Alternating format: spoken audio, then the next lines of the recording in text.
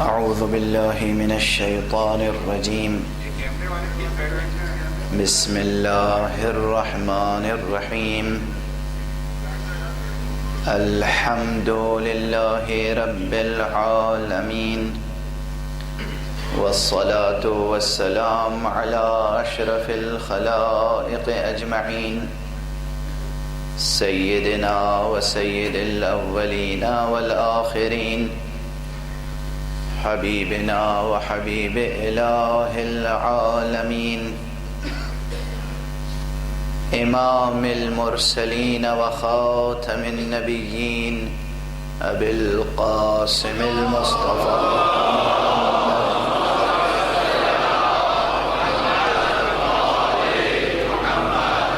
وعلى اہل بیتہ الطیبین الطاہرین الہداة المہدیین المعصومین المظلومین واللعنة الدائمة على أعداء الدين أجمعين أما بعد فقد قال الله تعالى عز اسمه في محكم كتابه ومتقن خطابه بسم الله الرحمن الرحيم والتين والزيتون وطور سينين وهذا البلد الأمين لقد خلقنا الإنسان في أحسن تقويم صلوات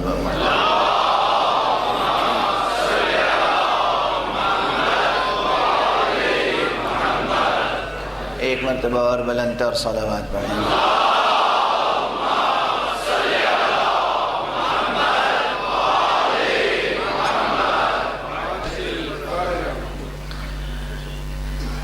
برادران اسلامی، عزیزان ایمانی اور مسلمانان حسینی،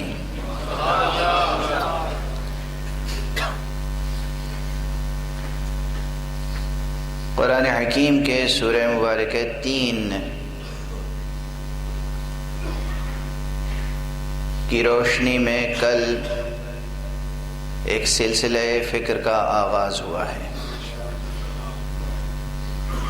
ہر چند کہ آج اس سلسلے میں میرے بیانات کی دوسری اور آخری قسط ہے، لیکن آپ کے تسلسل فکر کا اختتام نہیں ہونا ہے۔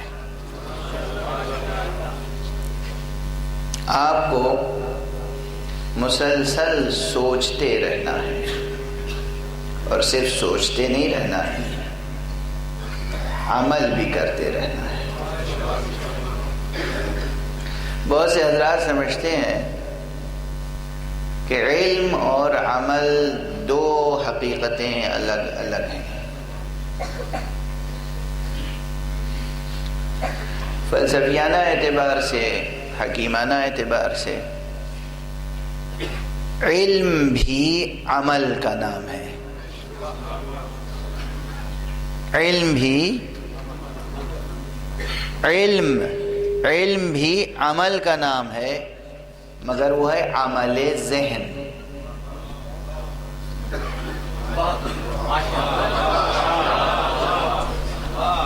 علم عمل ذہن کا نام ہے۔ علم کوئی جامد حقیقت نہیں ہے، ثابت حقیقت ہے، جامد حقیقت نہیں ہے۔ دونوں میں فرق ہے، ثابت ہونا اور جامد ہونا، دونوں میں بہت فرق ہے۔ جامد ہونا مترادف ہے نابود ہونے کے، مترادف ہے مر جانے کے۔ جمود اور موت کبھی کبھی ایک دوسرے کے مترادف ہوتے ہیں، مگر ثبات ہمیشہ زندگی کا وصف ہوتا ہے۔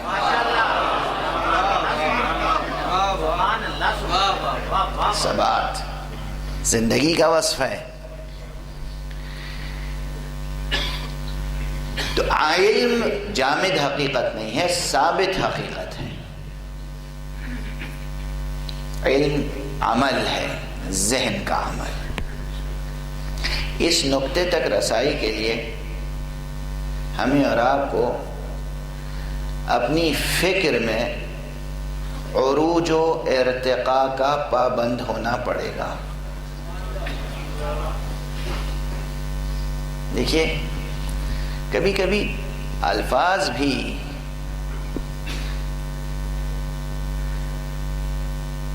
کیا ایک فضا خلق کرتے ہیں. میں کل بھی ادبی مثالوں سے سہارا لے رہا تھا، آج بھی ایک ادبی ہی مثال سے سہارا لوں گا. مثلا کسی اور کا نہیں، حضرت میر انیس علیہ الرحمہ کا مطلع ہے. فرمایا ہے کہ صدا ہے فکر ترقی بلند بینوں کو، صدا ہے فکر ترقی بلند بینوں کو، ہم آسمان سے لائے ہیں ان زمینوں کو. میر انیس کا مشہور مطلب ہے. میر انیس کے سلاموں کی زمینیں، میر انیس کے مرثیوں کی زمینیں، یہ معمولی نہیں ہے. جب تک فکر شاعر عروج و ارتقاء کے اس مرحلے تک نہ پہنچے جہاں سیرت معصوم کی ترجمانی کر سکے. سیرت معصوم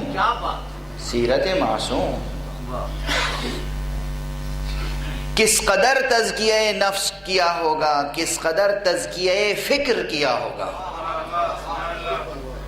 تزکیہ نفس، تزکیہ فکر، تب جا کے توفیق ثناء آل محمد نصیب ہوتا ہے.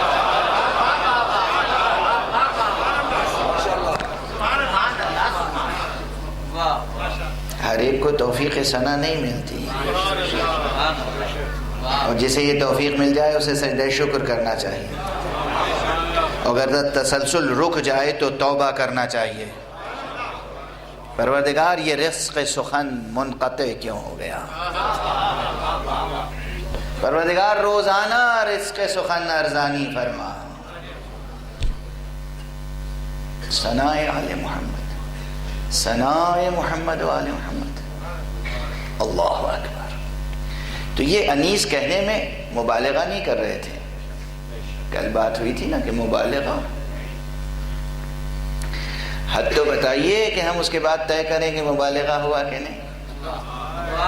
انیس جب اپنی فکر کے لیے کہہ رہے ہیں کہ ہم یہ زمینیں آسمان سے لائے ہیں، تو یوں ہی نہیں کہہ رہے ہیں.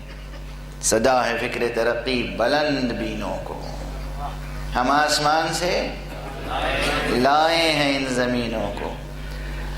جو لوگ نفس اور فکر کے تزکیے کی یہ منزلیں طے نہیں کر پاتے، وہ صرف پھپتیاں کستے ہیں.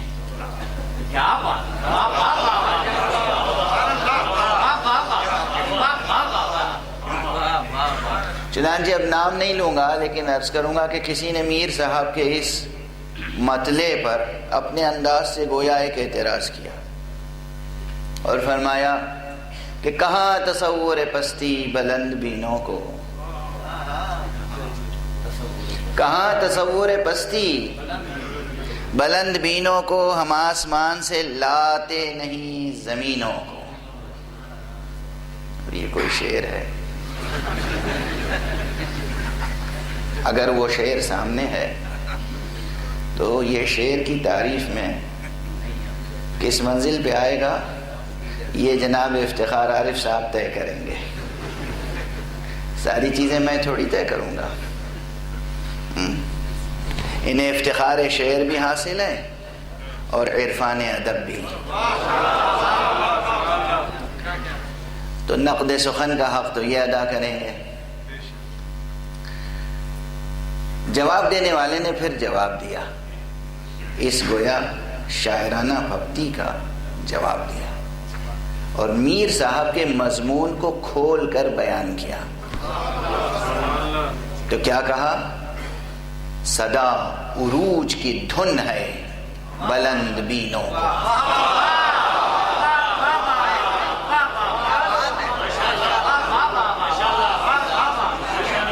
صدا عروج کی دھن ہے بلند بینوں کو، ہم آسمان بنا دیتے ہیں زمینوں کو۔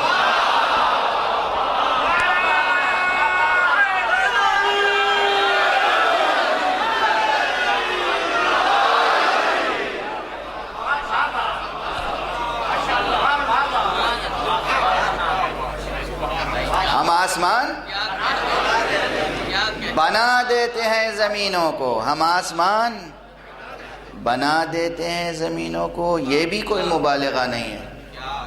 آپ کہیں گے سبحان اللہ، یقین کیجئے کوئی مبالغہ نہیں ہے۔ زمین یعنی عالم مادہ، زمین یعنی کرۂ خاک، زمین یعنی عالم زمان، زمین یعنی مادی، خاکی، زمینی، زمانی پیکر۔ اسے آسمان بنایا جا سکتا ہے یا نہیں؟ کسی کے لیے قابل بحث ہوگی یہ بات، لیکن جن کی نگاہیں معراج پیغمبر پر ہیں،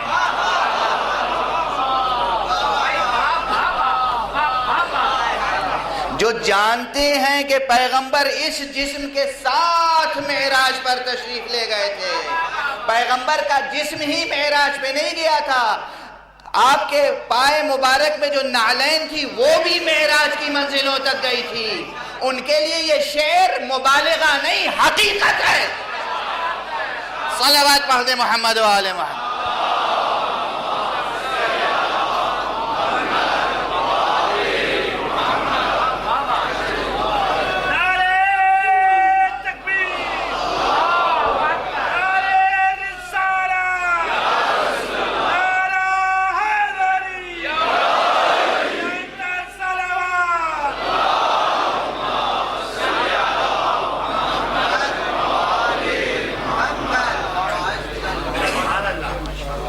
ہم آسمان بنا دیتے ہیں زمینوں کو، اگر یہ کوئی اور نہیں کہہ سکتا، جو نفس کا اتنا تزکیہ کر چکا ہو، جو فکر کا اتنا تزکیہ کر چکا ہو کہ سیرت معصوم کو سمجھ سکے، فیضان سیرت معصوم سے حظ حاصل کر سکے۔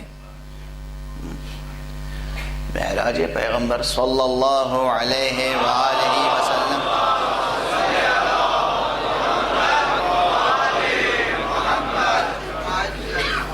بہت بڑا موضوع ہے، اور غالباً اس سے پہلے یہاں اسی منبر پر معراج پیغمبر بھی میں گفتگو کر چکا ہوں۔ لاہور میں جناب بدر حیدر صاحب کے ہاں مفصل 5 تقریریں معراج کے موضوع پہ ہو چکی ہیں، اور اس کے علاوہ تقریباً اب تک یہ طالب علم 20-22 مجلسیں صرف معراج کے موضوع پر گزارش کر چکا ہے، لیکن ابھی معراج کا موضوع مکمل نہیں ہوا ہے، جبکہ میری کوشش یہ ہوتی ہے کہ مطالب مکرر نہ کہے جائیں۔ آج معراج کا موضوع براہ راست میرے عنوان میں شامل نہیں ہے، لیکن بالواسطہ شامل ہے، براہ راست شامل نہیں ہے۔ کل کی تمہید اگر اذہان عالیہ میں ہوگی تو آپ کو یہ اندازہ ہو گیا ہوگا کہ میرے سامنے جو موضوع ہے یہاں بحمداللہ علماء، دانشور حضرات، انٹلیکچوئلز، شعراء، ادباء، ایجوکیشنسٹ حضرات، وہ حضرات جو ایجوکیشنل انسٹیٹیوشنز چلا رہے ہیں، وہ حضرات جو معلمین کی حیثیت سے خدمت کر رہے ہیں، تربیت کر رہے ہیں بچوں کی، بچیوں کی، وہ سب تشریف فرمائیں۔ اور جو لوگ پروفیشنلی ایجوکیشن کے نظام میں شامل اور داخل نہیں ہیں، وہ خود بھی ہر فرد ہم میں سے ایسا ہونا چاہیے جو کسی نہ کسی منزل میں ایجوکیشن کا شعور رکھتا ہو، اور ایجوکیشنسٹ ہو.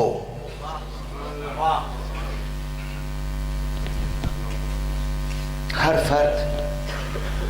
فرد اس لیے کہ آپ کو اب بزرگوں سے تو میں نہیں خطاب کروں گا، لیکن جوانوں سے کہوں، بچوں سے کہوں، جوانوں سے کہوں، نوجوانوں سے کہوں، جو میں لاہور میں بھی عرض کر کے آیا ہوں، والد بعد میں بنیے گا، والد بننے کی اہلیت پہلے پیدا کیجیے. والدہ بعد میں بنیے گا، والدہ بننے کی اہلیت پیدا کیجیے. یہ بات میں لاہور میں سہیل رضوی صاحب کے مودت قدے پر عرض کر چکا ہوں. ہم میں سے ہر ایک کو بچے کی نفسیات کا شعور ہونا چاہیے. چائلڈ سائیکولوجی، بچے کی نفسیات. بچپنا کسے کہتے ہیں؟ بچپنے کی عادتوں میں، بچپنے کی مسکراہٹوں میں، بچپنے کی شرارتوں میں کیا کیا حکمتیں اور مصلحتیں اور ذہانتیں پوشیدہ ہوتی ہیں. ان ذہانتوں کو پروان چڑھانا ہے، ان طبیعتوں کو تزکیے کے مراحل سے گزار کر پروان چڑھانا ہے. یہ کام تنہا اسکول کا، کالج کا، یونیورسٹی کا، مدرسین کا، معلمین کا، ایجوکیشنسٹ حضرات کا نہیں ہے. اس میں سنگ اساس والدین ہیں. سنگ اساس والدین ہیں. اسی لیے اچھا، جب یہ گفتگو چھڑی آپ کے سامنے تو آپ میں سے اکثر یہ سوچ رہے ہوں گے کہ اب مولانا 21ویں صدی کے مولانا ہیں تو کہیں گے کہ دیکھیے انگریزی زبان ضرور سکھائیے گا. وہ تو کہوں گا ٹھیک ہے، بہت سے اور لوگ کہتے ہیں، میں بھی تائید کرتا ہوں، انگریزی زبان انٹرنیشنل لینگویج ہے، ضرور سکھائیے، اس کی طرف سے غفلت مت برتیے. لیکن اس نیت سے کہ انگریزی زبان سیکھ کر آپ کو انگریزی تہذیب نہیں سیکھنی ہے، انگریزی زبان کو مسلمان بنانا ہے.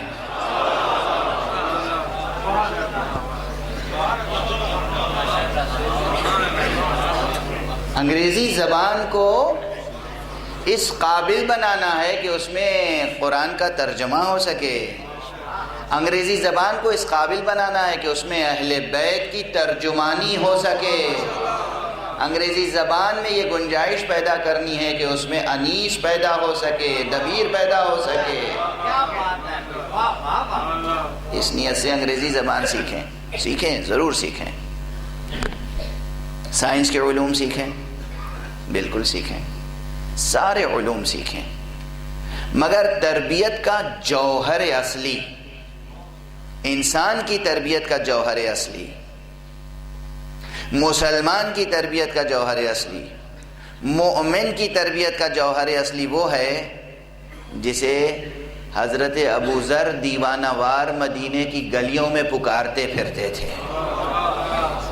حضرت ابو ذر تمام بڑے محدثین نے، صاحبان صحاح نے نقل کیا ہے، اور جو روایت صحیحین میں نہیں ہے اسے علی شرط صحیحین دوسرے محدثین نے نقل کیا ہے، جس میں یہ جملہ ہے کہ جناب ابو ذر دیوانہ وار مدینے کی گلیوں میں، مکے کی گلیوں میں، شام کی گلیوں میں، جہاں جہاں جاتے تھے، اور اکثر خانہ کعبہ کی دیوار پکڑ کر، خانہ کعبہ کا پردہ پکڑ کر پہلے اپنا تعارف کراتے تھے. لوگوں دیکھو میں کون ہوں، سنو میں کون ہوں، پہچانو مجھے میں کون ہوں. میں ہوں جندب ابن جنادہ، میں ہوں ابو ذر غفاری، میں ہوں تمہارے رسول کا صحابی، پہچانا مجھے؟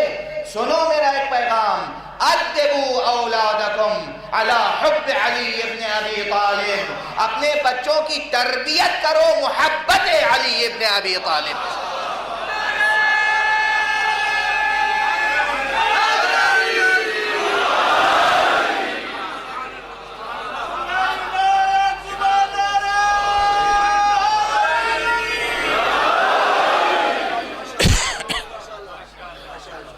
توجہ ہے، بھولیے گا نہیں. کچھ بھی پڑھے بچہ، مگر محبت علی کے ساتھ. خدا کی قسم محبت علی نہیں ہے تو تخم اقدار کو پروان چڑھنے کی فضا فراہم نہیں ہوتی.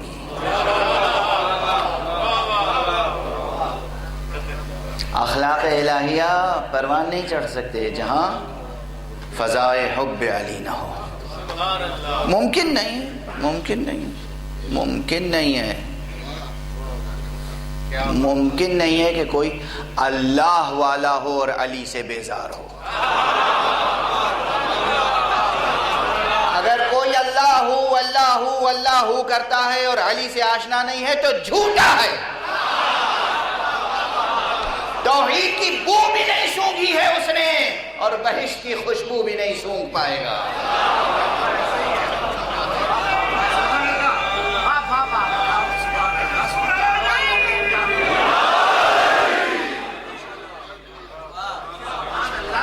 جھوٹا ہے جھوٹا، کذاب ہے کذاب، مفتری ہے مفتری. کوئی اللہ کہے اور علی سے آشنا نہ ہو.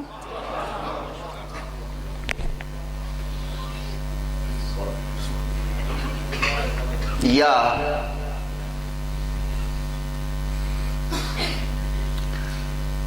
اللہ کہنا تو ایک منزل ہے، علی سے آشنا ہونا ایک منزل ہے. انسان اہل توحید ہو ہی نہیں سکتا. اب شرط اہل توحید ہونے کی کیا ہے؟ دیکھیے اسے لکھ لیجئے، پتھر پہ لکھ لیجئے، دیوار پہ لکھ لیجئے، دل پہ لکھ لیجئے، ذہن پہ لکھ لیجئے، جہاں جہاں لکھ سکتے ہیں لکھ لیجئے، جس جس قلم سے چاہے لکھ لیجئے، ظاہری قلم سے لے کر اور نور کے قلم تک.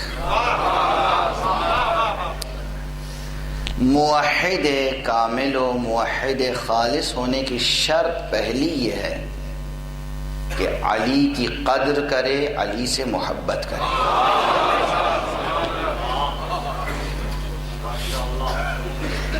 یہ خلاصہ فرمان پیغمبر ہے صلی اللہ علیہ وآلہ وسلم.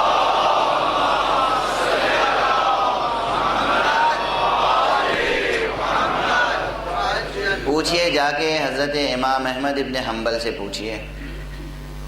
پوچھئے جا کے امام حاکم نیشاپوری صاحب مستدرک علی الصحیحین سے پوچھئے جا کے علامہ ابن حجر ہیثمی سے پوچھئے جنہوں نے کتاب لکھی ہے صواعق محرقہ. پوچھئے جا کر آپ صاحب صحیحین امام مسلم سے پوچھئے، امام بخاری سے پوچھئے. جا کے آپ امام بخاری کے استاد حضرت امام ابن ابی شیبہ سے پوچھئے، صاحب المصنف سے پوچھئے. جائیے جا کے امام شافعی سے پوچھئے. اور اس دور میں امام البانی جو ابھی گزرے ہیں ان سے پوچھئے پیغمبر نے یہ فرمایا یا نہیں؟ یا علی حبک ایمان. خلاصہ یا علی حبک ایمان، اے علی تمہاری محبت ہی ایمان ہے.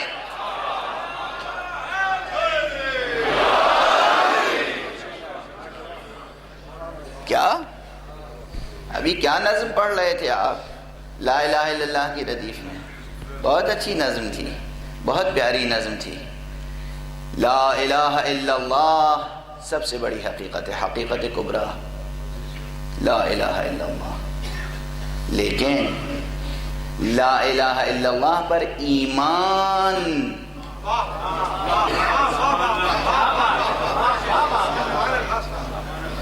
لا الہ الا اللہ پر ایمان کی ابتدا اور انتہا دونوں ہوتی ہے حب علی پر.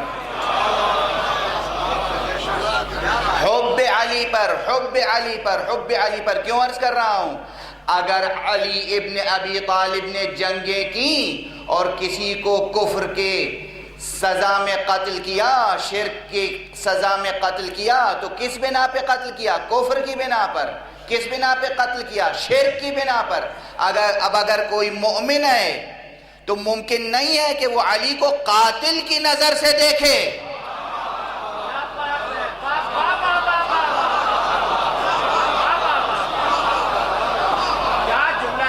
چاہے باپ کا قتل ہوا ہو، چاہے بھائی کا قتل ہوا ہو، چاہے عزیز کا قتل ہوا ہو، چاہے قریب کا قتل ہوا ہو، چاہے دوست کا قتل، اگر علی نے قتل کیا ہے بخاطر خدا تو علی قاتل نہیں ہے.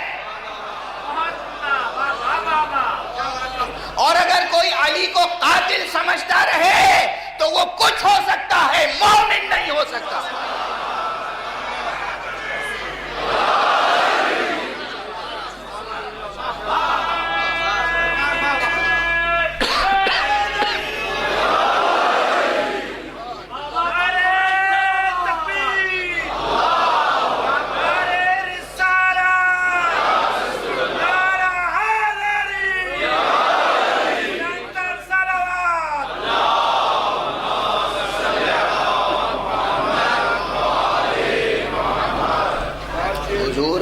یا علی حبک ایمان، اے علی تمہاری محبت ایمان ہے.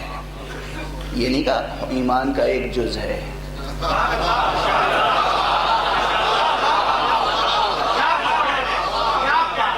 یہ نہیں کہا ایمان وہ نسخہ ہے جس کے 3 جز ہیں، اللہ سے محبت، مجھ سے محبت، علی سے محبت.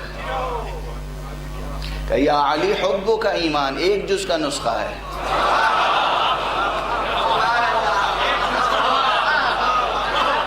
دو 4 جز کا جوشاندہ نہیں ہے، ایک جز کا نسخہ ہے. یا علی حبک ایمان. اور ایمان کے مقابلے میں کیا لفظ آتا ہے؟ کفری ہے نا، کیوں جناب آپ اہل زبان ہیں. ایمان کے مقابلے میں کفر. ابتدائی درجے کا طالب علم ہو، پرائمری کا ہو یا ایم اے کا ہو یا پی ایچ ڈی کا ہو یا پوسٹ ڈاکٹریٹ کا ہو، ایمان کے مقابلے میں کفر. ایمان کے مقابلے میں کفر. جب کہا یا علی حبک ایمان، اے علی تیری محبت ایمان ہے، تو دوسرا جز نہ کہتے تب بھی ثابت تھا، مگر کہا. وَبُغْضُكَ کفر، تجھ سے بغض رکھنا کفر ہے.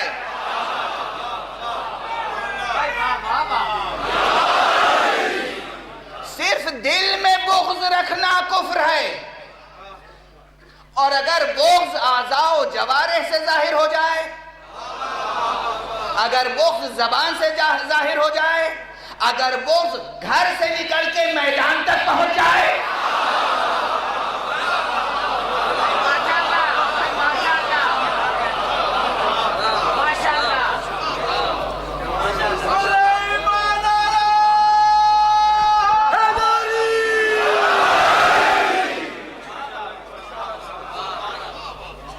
علی حبک ایمان رسول کا جملہ ہے صلی اللہ علیہ وسلم.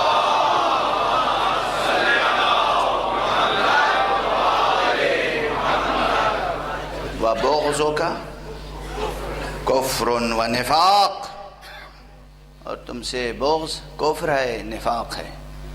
حدیث نورانی ہے پیغمبر، حدیث نورانی ہے پیغمبر. جبکہ یہ دوسرا فقرہ نبی ارشاد فرماتے تو بھی. اور اس حدیث میں ایک اور مفہوم ہے پوشیدہ.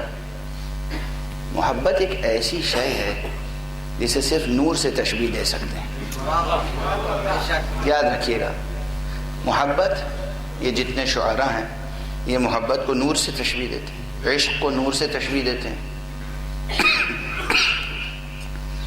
اور نور کی ایک صفت ہے، کتنے ہی وسیع و عریض احاطہ ہو تاریکی کا،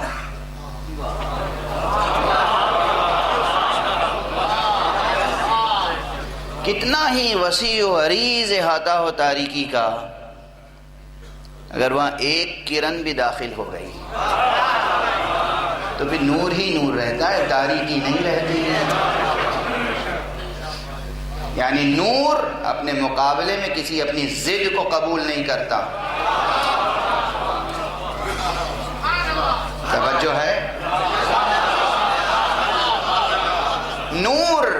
ممکن نہیں ہے کہ اتنے بڑے ہال میں آپ ایسا انتظام کر سکیں کہ آدھے میں روشنی ہو آدھے میں تاریکی. ممکن نہیں ہے، ممکن نہیں. نور ہوگا تو پورے احاطے میں نور ہوگا. تو یہ بھی ممکن نہیں ہے کہ قلب مسلم میں، قلب مومن میں احاطہ جامع محبت بھی ہو.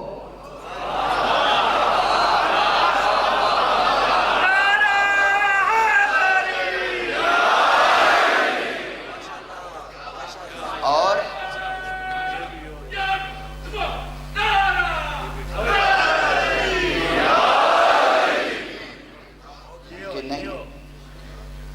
امکان پذیر نہیں یہ چیز امکان پذیر نہیں، ممکن نہیں. روشنی بھی ہے، اندھیرا بھی ممکن نہیں.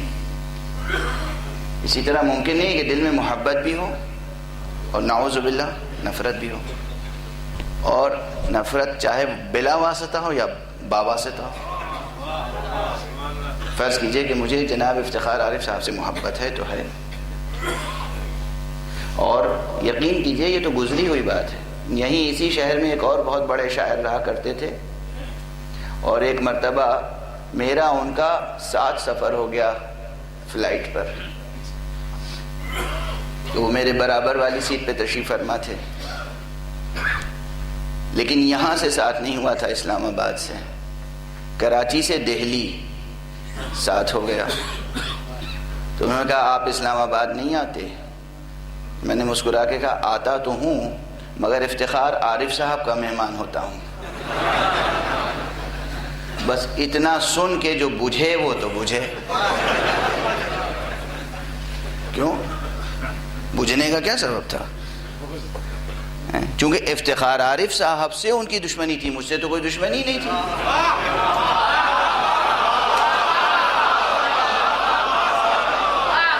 مجھ سے کوئی دشمنی نہیں تھی.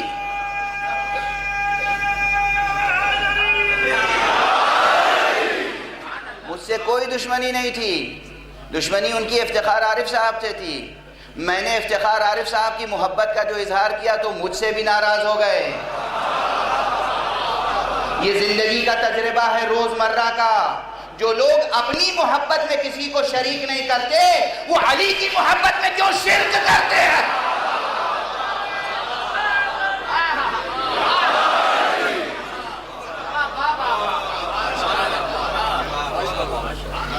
ممکن نہیں ہے، ممکن نہیں ہے کہ میں ان سے بھی تو، اور یقین کیجئے اتنی بار آیا ہوں اسلام آباد، میں کبھی ان کے حریفوں سے نہیں ملا. حالانکہ میں مزاجاً وہ شے نہیں ہوں جسے دنیا کی زبان میں پارٹی باز کہا جاتا ہے، وہ مزاج نہیں ہے میرا. لیکن میں ان کے حریفوں سے کبھی نہیں ملا. روز اول پہلے سفر میں جب آیا تھا، میں پہلی مجلس جو میں نے اسلام آباد میں پڑھی تھی اس میں افتخار عارف صاحب تشریف فرما تھے، اور محبت سے ملے، شفقت سے ملے. وہ محبت و شفقت و مروت کا رشتہ وزاداری کے ساتھ آج تک برقرار ہے. تو یہ ممکن نہیں ہے کہ ان سے محبت پانے کے بعد ان کے حریف کے لیے بھی میرے دل میں گنجائش پیدا ہو جائے. کیسے ہیں وہ مسلمان جو علی کی خیرات پر جیتے ہیں اور علی کے حریفوں پہ ایمان لاتے ہیں؟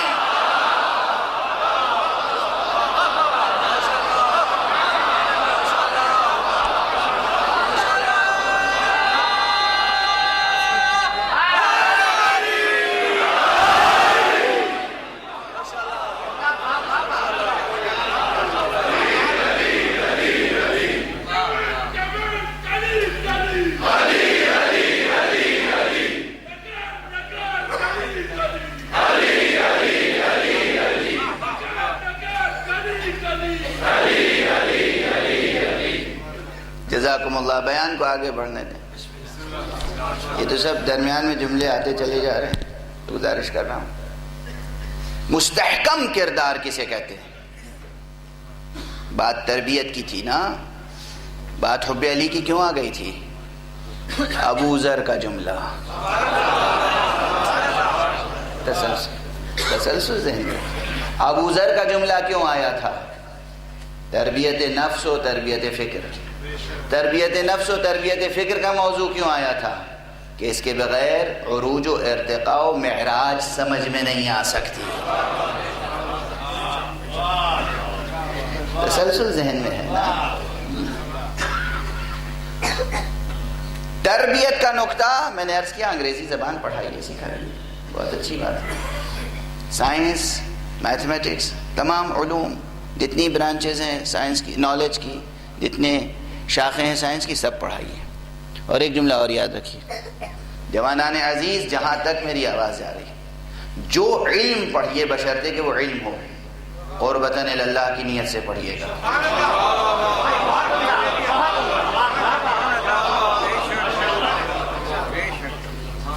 جس طرح آپ قرآن کی تلاوت کرتے ہیں قربتاً اللہ، جس طرح آپ حدیث کی تلاوت کرتے ہیں قربتاً اللہ، جس طرح آپ فقہ کا علم حاصل کرتے ہیں قربتاً اللہ، اصول دین کا علم حاصل کرتے ہیں قربتاً اللہ، قربتاً اللہ نہیں، قربتاً اللہ. اسی طرح آپ فزکس پڑھیں گے قربتاً اللہ، میتھمیٹکس پڑھیں گے قربتاً اللہ، ایسٹرو فزکس پڑھیں گے قربتاً، ایسٹرو بایولوجی پڑھیں گے قربتاً اللہ. جتنے علوم ہیں آپ پڑھیں گے قربتاً اللہ، چونکہ یہ تمام علوم قرآن کی تفسیریں ہیں.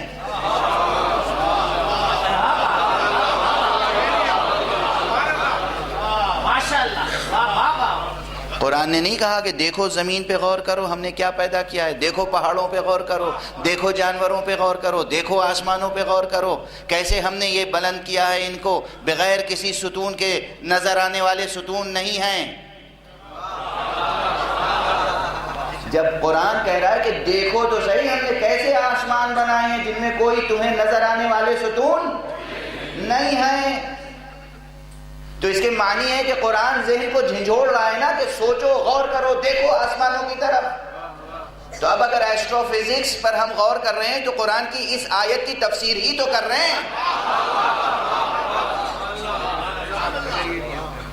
ایک فقیہ طہارت کی آیت پہ غور کرتا ہے، تیمم کی آیت پہ غور کرتا ہے، تیمم کی ایک آیت ایک سطر یا اس سے بھی کم کی، اس پہ 100 200 صفحے 500 صفحے کی کتاب فقیہ لکھتا ہے. ایک فقرہ قرآن مجید کا کہ دیکھو زمینوں میں سیر کر کے دیکھو ہماری نشانیاں کتنی ہیں، اس پر آپ سائنس کی روشنی میں ہزاروں صفحے لکھیے، یہ سب قربتاً اللہ. اور ایک جملہ اور، مائیں سن رہی ہیں، والدین سن رہے ہیں، بچوں کی تربیت کریں، کہیں جاؤ بیٹا میتھمیٹکس سیکھو، اکاؤنٹ سیکھو، ایڈمنسٹریشن سیکھو، مینجمنٹ کورسز کرو، اور اس نیت سے کرو کہ جب بھی دل و جان محمد ظہور فرمائے گا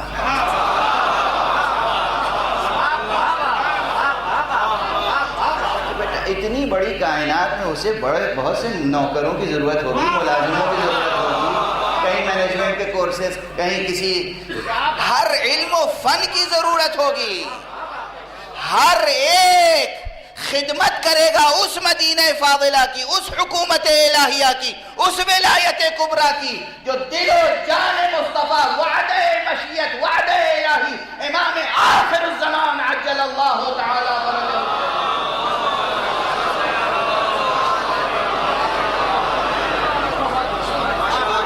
کی حکومت قائم ہوگی.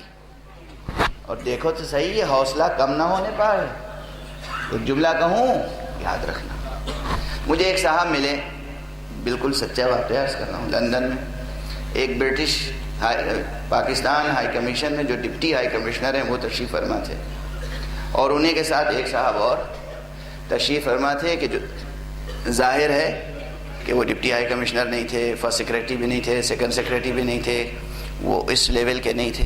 کسی زمانے میں انہوں نے اسلام آباد میں ایک ہی ادارے میں دونوں نے کام کیا تھا. ایک بہت اوپر سطح پہ تھے، ایک بہت نیچے سطح پہ تھے، لیکن انہوں نے فخر سے کہا کہ جناب مولانا میں انہی کے ادارے میں کام کرتا تھا، انہی کے ساتھ جس منسٹری میں یہ تھے اسی منسٹری میں میں تھا.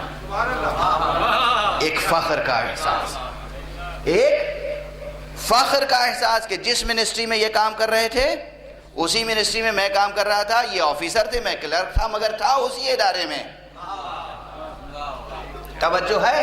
اب دیکھو کہ امام آخر الزمان کی حکومت میں جہاں حضرت عیسیٰ بھی کام کریں گے وہاں کام کرنے کا شرف ہی کچھ اور ہوگا. صلوات پڑھیں محمد و آل محمد.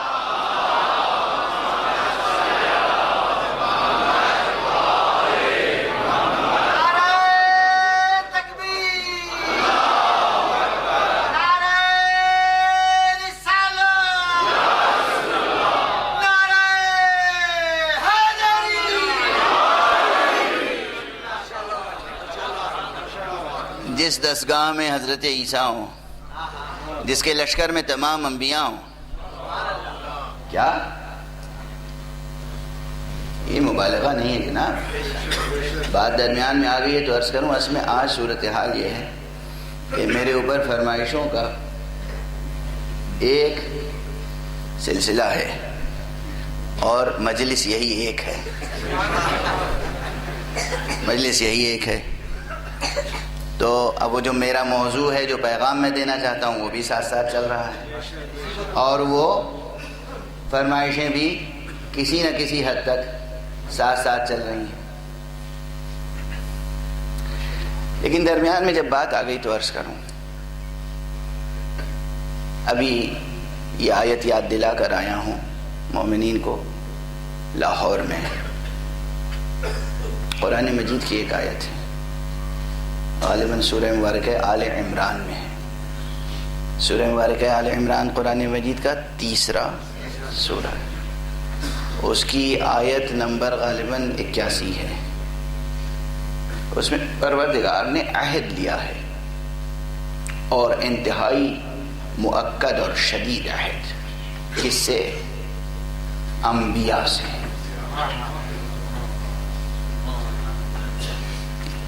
پروردگار نے کچھ عہد عام انسانوں سے لیے ہیں، کچھ عہد انبیاء سے لیے. اور عام انسانوں سے جو عہد لیا وہ انتہائی لطف و رافت کے ساتھ، انتہائی شفقت کے ساتھ. سورہ مبارکہ اعراف میں فرمایا کہ وَإِذْ أَخَذَ رَبُّكَ مِن بَنِي آدَمَ مِن ظُهُورِهِمْ ذُرِّيَّتَهُمْ وَأَشْهَدَهُمْ عَلَىٰ أَنفُسِهِمْ أَلَسْتُ بِرَبِّكُمْ قَالُوا بَلَىٰ شَهِدْنَا. یاد کرو اس وقت کو کہ جب تمہارے رب نے، کس نے؟ رب نے. رب کلمہ رب میں جو شفقت ہے، جو لطف ہے، جو رافت ہے، جو کرم ہے، تمہارے رب نے تمام بنی آدم کی پشتوں سے ان کی نسلوں کو، ان کی ذریت کو نکال کر عہد لیا اور پوچھا بھی کس طرح؟ الستو بربکم، کیا میں تمہارا رب نہیں ہوں؟ پہلے لفظ رب آیا، پھر عہد بھی لینے کا طریقہ یہ نہیں ہوا کہ عہد کرو، سنو، حکم غور سے سنو، گرہ میں باندھ لو. جیسے ماں بچے سے پوچھتی ہے، بیٹا میں تیری ماں نہیں ہوں؟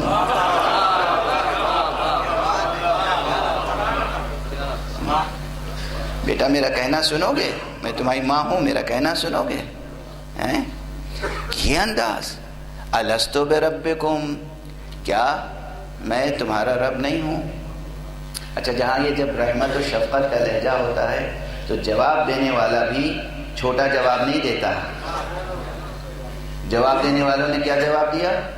2 کلمہ، بلا شہدنا، ہاں ہم گواہی دیتے ہیں. 2 لفظ.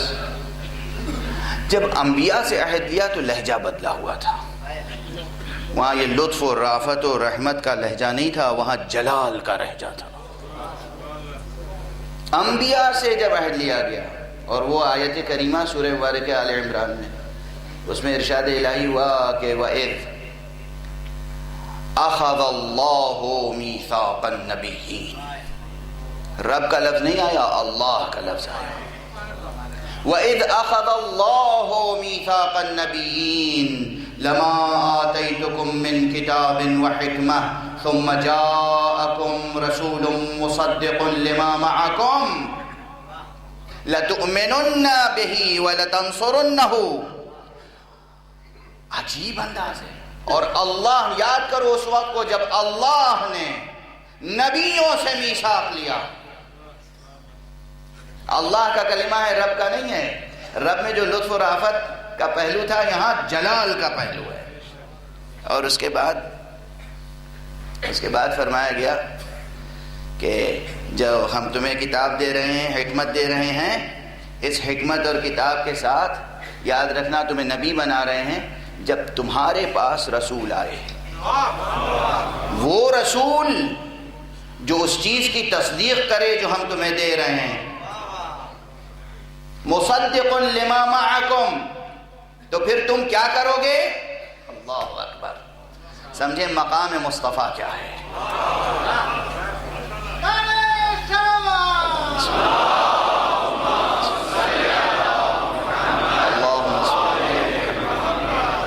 آج مسلمان ایسے ہیں جو کہتے ہیں کہ آپ پیغمبر کے بیان میں بھی بڑا مبالغہ کرتے ہیں. آپ بڑھا چڑھا کے محمد کا کردار اور سیرت و مرتبہ پیش کرتے ہیں. وہ تو ہمارے ہی جیسے تھے. نہیں، استغفار کہنے کی ضرورت آپ کو نہیں ہے، ان کو ہے.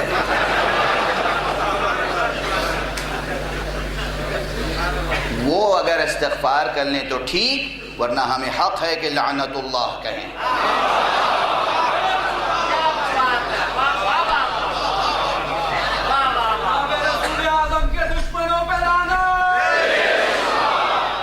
کس کی؟ پیغمبر خاتم، امام المرسلین، خاتم النبیین، رحمت للعالمین، صاحب خلق عظیم. یہ سب سندیں اللہ نے دی ہیں کہ ہم نے. افتخار علیہ کی نعت کے مصرے ہیں کیا ہیں؟ ان کی نعت کے مصرے ہیں. اللہ سبحانہ و تعالیٰ فرما رہا ہے رحمت للعالمین. اس نے خود کو کہا رب عالمین. مصطفیٰ کو کہا رحمت للعالمین. اور صاحب خلق عظیم، انک لعلی خلق عظیم. اس کے بعد کوئی درجہ رہ نہیں جاتا. پورے قرآن میں جہاں جہاں پیغمبر کا تذکرہ ہے ایسا ہی تذکرہ ہے کہ جہاں انسانی ذہن صرف اپنی نارسائی کو محسوس کر سکتا ہے کہ ہم مقام و منزلت پیغمبر تک پہنچ نہیں سکتے. ان کے لیے مسلمان کہتا ہے ہمارے ہی جیسے تھے. یہ مسلمان کہہ سکتا ہے. ایک جملہ کرشن نگر کی مسجد میں نے کہا تھا کہ جاہل سب کو اپنا جیسا سمجھتا ہے، صرف عالم ہے جو حفظ مراتب کو پہچانتا ہے.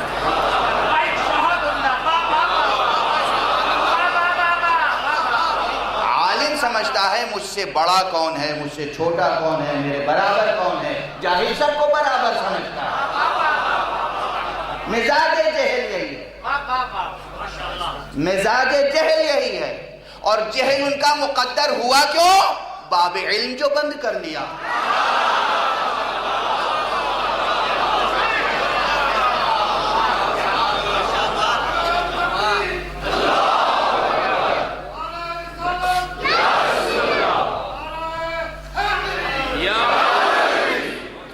باب علم بند کر لیا. رسول نے فرمایا تھا انا مدینۃ العلم، میں شہر علم ہوں. وعلی بابها، علی اس کے در ہیں. انہوں نے علی سے رخ موڑ لیا. جب دروازہ علم بند ہو گیا تو پھر مقدر کیا ہوا؟ جہل. جب جہل مقدر ہوا تو سب برابر نظر آنے لگے.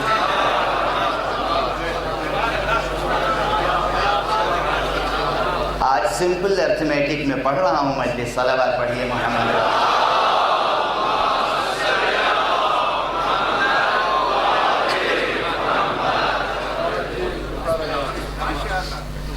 بہرحال گفتگو کہاں سے کہاں پہنچتی ہے. مقام پیغمبر، مقام امام المرسلین، مقام خاتم النبی، خاتم النبی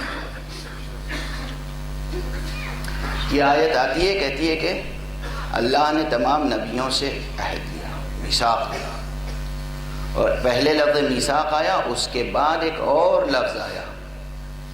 کہا کہ جب وہ رسول آئے جو تمہارے ہاتھ میں جو کتاب ہے اس کی تصدیق کرے تو تم سب اس پر ایمان لانا۔ کس کو کہا گیا ایمان لانے کو؟ مکے کے بت پرستوں کو نہیں، نبیوں سے کہا جا رہا ہے تم ایمان لانا، لَتُؤْمِنُنَّ بِهِ، تم اس پر ایمان لانا، وَلَتَنْصُرُنَّهُ، اور تم سب اس کی نصرت کرنا، مدد کرنا، نصرت کرنا، نصرت کرنا۔ توجہ ہے، کس کو کہا جا رہا ہے نصرت کرنا؟ تمام انبیاء کو۔ توجہ رکھیے گا، تمام انبیاء سے کہا جا رہا ہے کہ تم نصرت کرنا پیغمبر کی۔ اب جو جملہ میں نے کرشن نگر میں نہیں کہا تھا وہ اسلام آباد میں کہہ رہا ہوں۔ دست ادب جوڑ کر اس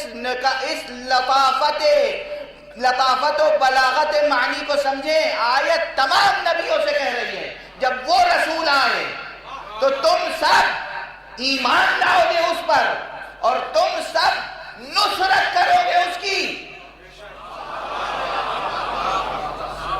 توجہ رہے، اس کے بعد آیت ہے اَأَقْرَرْتُمْ وَأَخَذْتُمْ عَلَىٰ ذَلِكُمْ إِصْرِي، کیا تم اقرار کرتے ہو اور کیا تم یہ شدید عہد قبول کرتے ہو؟ پہلے بھی جلال، بعد میں بھی جلال۔ نتیجہ کیا ہوا؟ سب سے بس ایک کلمہ نکلا، بدقت تمام۔ کیوں بدقت تمام کہہ رہا ہوں؟ یہ امانت بہت بڑی تھی، یہ امانت بہت بڑی تھی، بہت بڑی امانت تھی۔ کل میں نے کسی سے وعدہ کیا تھا یا آج کہ آیہ امانت پہ بھی گفتگو ہوگی، مگر اب دامن وقت میں گنجائش نہیں، بس اشارہ کر کے آگے بڑھنا ہوں۔ سورہ مبارکہ احزاب کے آخر میں ایک آیت ہے جسے آیہ امانت کہتے ہیں، اس میں کہا گیا ہے کہ وَإِنَّا عَرَضْنَا الْأَمَانَةَ عَلَى السَّمَاوَاتِ وَالْأَرْضِ وَالْجِبَالِ فَأَبَيْنَ أَن يَحْمِلْنَهَا وَأَشْفَقْنَ مِنْهَا وَحَمَلَهَا الْإِنسَانُ إِنَّهُ كَانَ ظَلُومًا جَهُولًا۔ ہم نے، اللہ فرما رہا ہے، ہم نے ایک بار امانت آسمانوں کے سامنے پیش کیا، زمین کے سامنے پیش کیا، پہاڑوں کے سامنے پیش کیا، یہ سب لرز گئے، کانپ گئے، کسی نے وہ بار امانت نہیں اٹھایا۔ وَحَمَلَهَا الْإِنسَانُ، اور انسان نے وہ بار امانت اٹھایا۔ یہ بار امانت کیا ہے؟ یہ بار امانت کوئی اور بار نہیں ہے، یہ بار امانت اطاعت و ولایت ہے۔ دونوں لفظیں یاد رکھیے گا، اطاعت و ولایت ہے۔ یہ بار امانت بھی یہاں ایک مصداق اس کا یہ ہے کہ تمام نبیوں کے لیے یہ بار امانت کس شکل میں ہے؟ دو جز ہیں، ایک ایمان لانا حضرت ختمی مرتبت پر، ایک نصرت کرنا حضرت ختمی مرتبت کی۔ سنیے گا، دو شاخیں ہوتی ہیں یہاں سے بحث کی۔ حیات پیغمبر میں جو ظاہری حیات تھی اس دنیا میں، اسلام آباد کے مومنین یاد رکھیں گے اس طالب علم اور اس فقیر کے یہ جملے۔ حیات ظاہری پیغمبر میں نہ آدم آئے نصرت کرنے کے لیے، نہ نوح آئے نصرت کرنے کے لیے، نہ موسیٰ آئے نصرت کرنے کے لیے، نہ عیسیٰ آئے نصرت کرنے کے لیے۔ ایک نصرت کرتا رہا جس کا نام تھا ابو طالب۔ اب سنو، ابو طالب کو بھی سلام کرنا تو کہنا اے جانشین آدم تم پر سلام، اے نمائندہ نوح تم پر سلام، اے وارث موسیٰ و عیسیٰ تم پر سلام، اس لیے کہ تم نے وہ کام کیا ہے جو آدم کا تھا۔ ابو طالب، نصرت مصطفیٰ وہ عہد تھا جو آدم سے لیا گیا تھا، پورا تم نے کیا۔ نوح سے عہد لیا گیا تھا، پورا تم نے کیا۔ موسیٰ سے عہد لیا گیا تھا، پورا تم نے کیا۔ عیسیٰ سے عہد لیا گیا تھا، پورا تم نے کیا۔ تو عہد پیغمبر میں تنہا ابو طالب تمام نبیوں کا نمائندہ ہے۔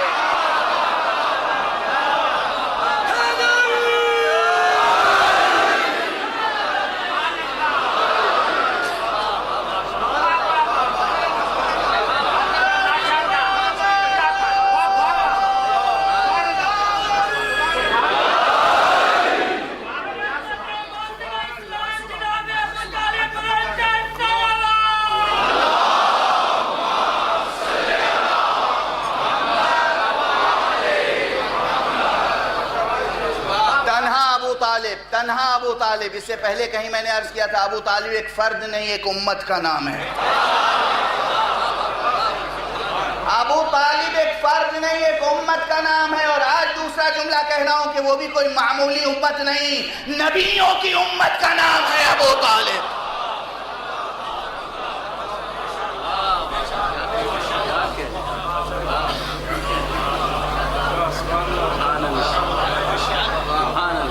اسی لیے یہ جملہ کہتا رہا ہوں پھر کہہ رہا ہوں، یہ جملہ فرسودہ نہیں ہوگا، یہ جملہ فرسودہ نہیں ہوگا.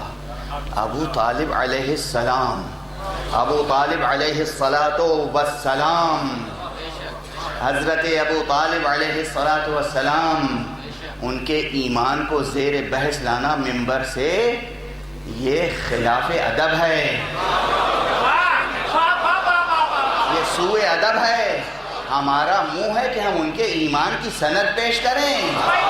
ہمارے دہن میں زبان صرف اس لیے کہ جو ان کے ایمان و کفر کی بحث چھیڑے اس کے ایمان کی سند طلب کریں.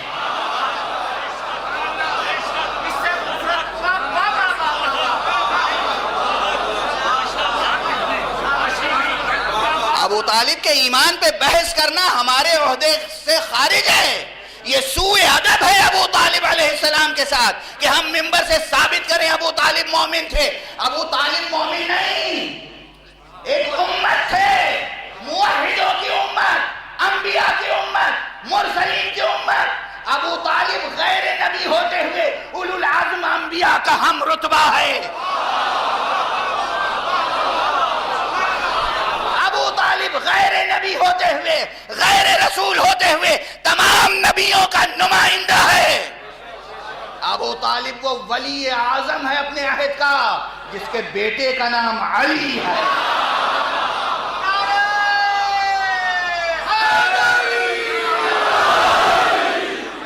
اور اسی لیے یہ جملہ پہلے کہہ چکا ہوں، اسلام آباد میں بھی، لاہور میں بھی کہا ہے میں نے، ملتان میں بھی عرض کیا ہے، کراچی میں عرض کیا، لکھنؤ میں عرض کیا. علی صرف ولی نہیں ہے، علی ولی ابن ولی ابن ولی ابن ولی ابن ولی کا نام. اس حقیقت کو وہ سمجھ ہی نہیں سکتا جو کافر ابن کافر ابن کافر ابن کافر. صلوات پڑھنے محمد و آلہ.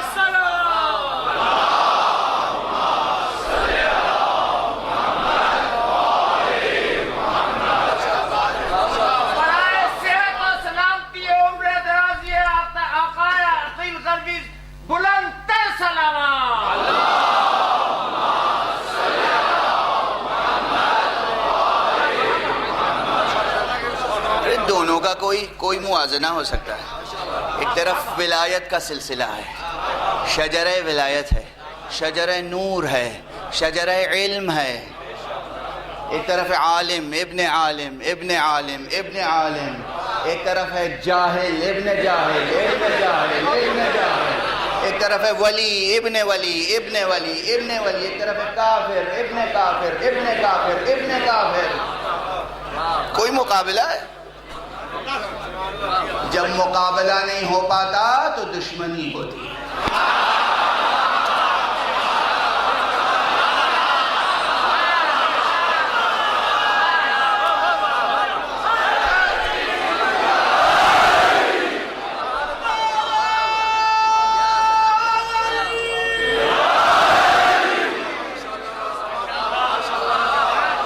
اور وہ بھی دشمنی ایک طرفہ ہوتی ہے. عالم کبھی جاہل سے دشمنی نہیں کرتا، جاہل عالم سے دشمنی کرتا.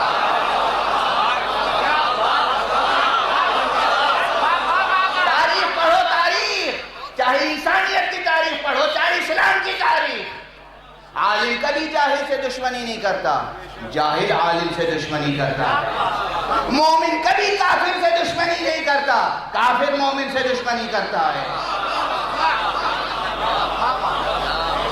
عادل کبھی فاسق سے دشمنی نہیں کرتا، فاسق عادل سے دشمنی کرتا ہے۔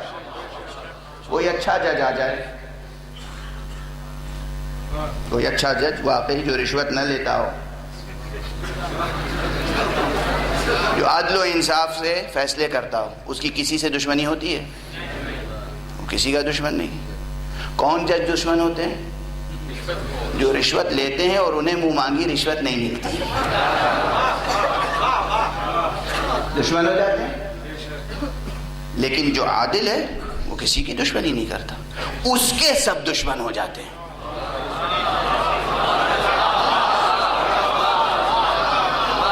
اس کے سب دشمن ہو جاتے ہیں۔ رسول اللہ سے پوچھو، رسول اللہ سے پوچھو، کسی اور سے نہ پوچھنا، رسول اللہ سے پوچھو اور تمام صحابہ سے پوچھو کہ رسول نے یہ کہا تھا یا نہیں، رسول نے یہ کہا تھا یا نہیں، رسول نے یہ کہا تھا یا نہیں۔ کہا تھا یا علی تم اس امت کے سب سے بڑے قاضی ہو۔ اب سمجھ میں آیا کہ امت علی کی دشمن کیوں ہے؟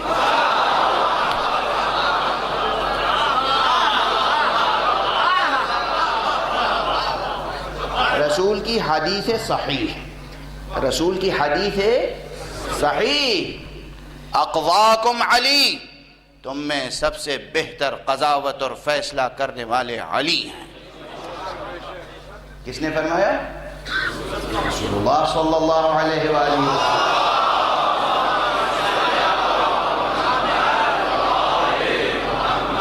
اگر مسلمان صحیح مسلمان ہے، مومن صحیح مومن ہے، اگر فرزندان توحید واقعی فرزندان توحید ہیں، تو صحیح اور سچا فیصلہ کرنے والے سے دشمنی کیسی؟ پھر صفین کیوں، پھر جمل کیوں، پھر نہروان کیوں؟ اب تو بس یہ سوال ہے، اب یہ سوال نہیں ہے بدر کیوں، احد کیوں، خیبر کیوں، خندق کیوں، وہ عہد پیغمبر کی بات تھی۔ قیامت تک یہ سوال زندہ رہے گا، جمل کیوں، صفین کیوں، نہروان کیوں؟ یہ سوال قیامت تک رہے گا یہ سوال، زندہ سوالات ہیں یہ۔ ایک مسلمان سوچے گا عہد پیغمبر میں علی بدر کا سورما، علی احد کا سورما، علی خیبر کا سورما، علی خندق کا سورما، علی صلح حدیبیہ کا سورما،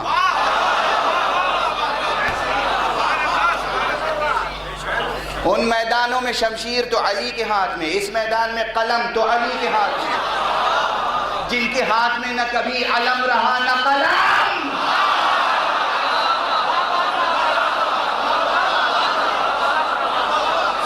وہ علی کے کیسے وفادار ہو سکتے ہیں؟ ارے بھائی یہ بیٹھے ہیں سامنے تو میری رگ شاعرانہ پھڑک رہی ہے۔ انہوں نے شعر کہا ہے، حساب کتاب ان سے لیجئے گا، میں ان کا کہا ہوا شعر آپ کو سنا رہا ہوں۔ انہوں نے فرمایا ہے نا، کیا اچھا شعر فرمایا ہے، مگر تقیے کے ساتھ۔ وہ شاعرانہ تقیہ ہے، مذہبی تقیہ نہیں ہے۔ میں انہیں مذہبی تقیے میں نہیں سمجھتا، اگر یہ مذہبی تقیے میں ہوتے تو یہاں الصادق ماسک میں آ کر مدح مولا نہ کرتے۔ ایسا نہیں ہے، ان کی نیت و ان کے اخلاص میں کوئی شبہ نہیں کرنے کی ضرورت ہے۔ پروردگار اور مولا انہیں اجر عطا فرمائے، علم عطا فرمائے، روزانہ رزق سخن ارزانی فرمائے۔ اور کیا عمدہ شعر کہا ہے، اسے تقیہ شاعرانہ کہیے۔ کہتے ہیں علم کسی نے کسی کو دیا تھا خیبر میں، علم کسی نے کسی کو دیا تھا خیبر میں۔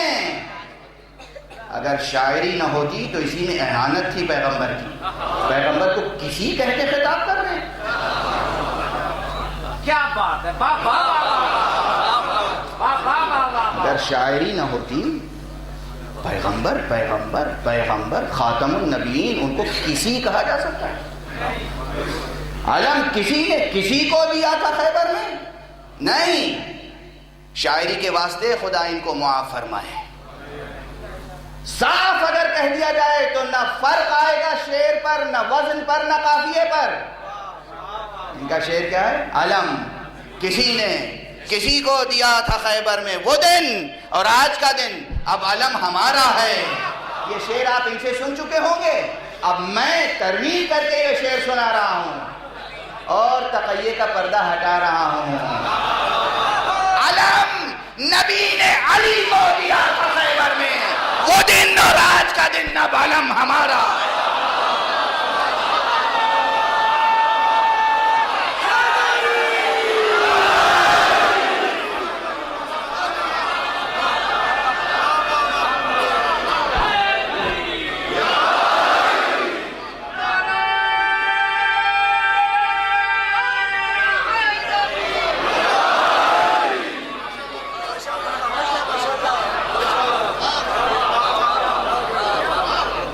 ادب جوڑ کے ایک بات عرض کروں، دیکھیے خدا کی قسم پھر پڑھ رہا ہوں، دیکھیے عارف صاحب معاف کیجیے گا، اب یہ تو اب آپ کو معاف کرنا پڑے گا۔ دیکھیے شعر آپ کا بہت اچھا ہے، مگر خدا کی قسم لفظ کسی کیسا بجھا سا ہے، اور جہاں لفظ نبی علی آتا ہے کیسا نور دینے لگتا ہے۔ مصرے میں کیسی نورانیت، تابانی، تابش، تابکاری آ جاتی ہے، شعر روشن ہو جاتا ہے۔ علم نبی نے علی کو دیا تھا خیبر میں وہ دن، اور آج کا دن اب علم ہمارا ہے۔ اور پھر یہ پہلے مصرے کی بات ہے، قافیہ بھی تو تنگ نہیں ہو رہا ہے۔ دوسرے مصرے کی بات ہوتی تو قافیے کی فکر کرتے، پہلا مصرع ہے۔ کیا اچھا شعر ہے، پروردگار نے جزائے خیر عطا فرمائے۔ خیبر میں، خندق میں، بدر میں، احد میں، حنین میں، صلح حدیبیہ میں علم بھی علی کے ہاتھ، قلم بھی علی کے ہاتھ۔ اب جن کے پاس نہ علم رہا ہو نہ قلم، وہ حسد نہ کریں گے تو کیا کریں؟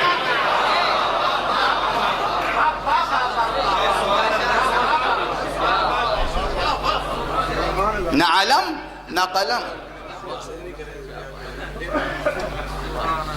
قلم نہ ہونے کی دلیل رسول نے مانگا تو دے نہ سکے۔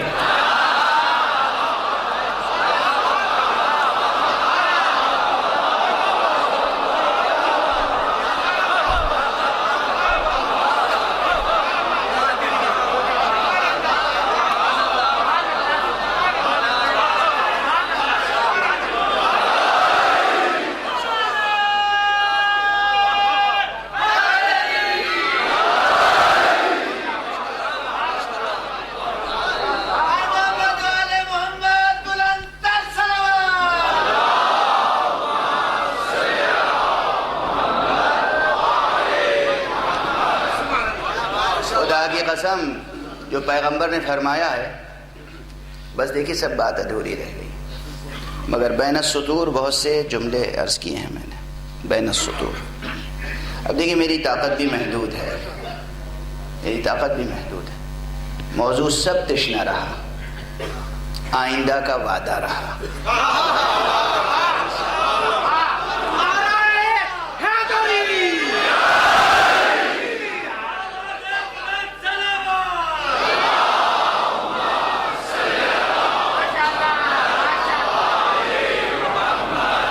گزر گیا، موضوع سب تشنہ رہا، آئندہ کا وعدہ رہا۔ آئندہ یہی سورہ، یہی آیتیں رہیں گی، والتین والزیتون وطور سینین، گفتگو اسی سورے پہ ہوگی انشاءاللہ، پورے سورے پہ ہوگی۔ یاد دلانا آپ کا کام ہے، یاد دہانی آپ کا کام، لیکن وعدہ رہا۔ آج خلاصہ گفتگو یہ ہے کہ تربیت کریں بچوں کی، تمام علوم و فنون سکھائیں، دنیا کا کوئی علم نہ ہو جو آپ کی دسترس میں نہ ہو، دنیا کا کوئی فن نہ ہو جو آپ کی دسترس میں نہ ہو، تمام علوم و فنون قربتاً اللہ حاصل کریں، اور تمام علوم و فنون کو جو الگ الگ ہیں انہیں گوندھیں ولایت علی کے پانی سے، انہیں خمیر کریں، انہیں خمیر کریں، انہیں گوندھیں، گوندھیں۔ خاک کا مزاج ہے بکھر جانا، ہوا میں اڑ جانا، برباد ہو جانا۔ جب تک اس میں پانی نہیں ملایا جاتا اس وقت تک ٹھہراؤ نہیں آتا۔ اس لیے ضروری ہے بادہ معرفت، معرفت، عشق، حب علی کے ساتھ اسے خمیر کیا جائے، اور اشک عزائے حسین کے ساتھ اسے اور پختگی عطا کی جائے۔ لیکن ٹھہر کر ایک جملہ کا، بس گفتگو سمٹ رہی، یہ جو پیغمبر نے فرمایا ہے ما اوذی نبی قط فی اللہ کما اوذیت، الفاظ صحیح بخاری کے ہیں، یہ الفاظ صحیح بخاری کے ہیں۔ اللہ کی راہ میں کسی نبی کو اتنی اذیتیں نہیں دی گئی جتنی مجھے دی۔ آپ کہتے ہیں مقتل نہ پڑھو، مصیبت نہ پڑھو، مسائل نہ پڑھو، یہ امام بخاری کیا لکھ گئے؟ اس فقرے کی تشریح کی جائے نہ کی جائے؟ کس کا جملہ ہے؟ کس کا جملہ ہے؟ حضرت کا جملہ ہے۔ حدیث کی شرح کریں نہ